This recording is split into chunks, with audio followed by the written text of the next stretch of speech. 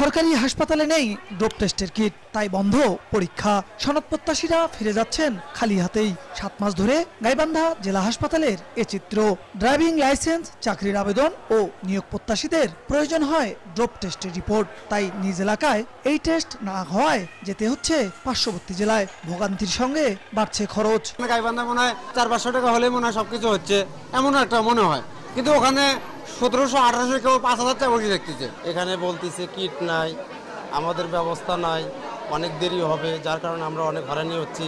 রোডঘাটে সার্জনে মামলা দিচ্ছে, আপনার লাইসেন্স হচ্ছে না এই যে ড্রপ টেস্টের কারণে। গাইবান্ধার মধ্যে একটা জেলার মধ্যে ড্রপ টেস্টের 4 মাস থেকে কোনো কিট নাই। তো আমরা যদি এখন অন্য জেলাতে কিট বা ড্রপ টেস্ট করতে যাই, তো সেক্ষেত্রে আমরা একটা ভোগান্তির মধ্যে পড়ি।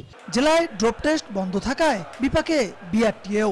নতুন লাইসেন্স বা নবায়নে সৃষ্টি হচ্ছে জটিলতা। কর্তৃপক্ষ যেন তাড়াতাড়ি এই ব্যবস্থা গ্রহণ করে এই আশায় রাখি। সিভিল সার্জন মহোদয়কে বলেছিলাম, তারা বলেছেন তাদের একটা দরপত্র আহ্বান করতে হয়, নাকি একটা প্রক্রিয়া যেতে হয় ড্রপ টেস্টে কিট আনার জন্য, যার কারণে এটা নাকি একটু লেন্দি হবে, আরও 2 মাস। হাসপাতাল কর্তৃপক্ষ বলছে স্বাস্থ্য মন্ত্রণালয় থেকে ডোপ টেস্টের কিট সরবরাহ বন্ধ থাকায় সেবা দেয়া যাচ্ছে না। নতুন করে কিট কেনার প্রক্রিয়ায় জটিলতা তৈরি হওয়ায় সৃষ্টি হয়েছে এই পরিস্থিতি। সংকট চলছে, সেটা কিভাবে কাটানো যায় সে বিষয়ে আমাদের উদ্যোগ এবং চেষ্টা অব্যাহত রয়েছে।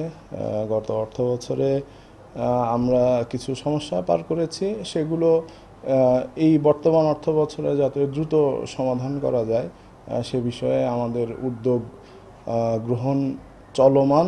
আগে প্রতি মাসে গাইবান্ধা জেলা হাসপাতালে 5 শতাধিক ড্রপ টেস্ট হতো। বিপ্লব ইসলাম, সময় সংবাদ, গাইবান্ধা।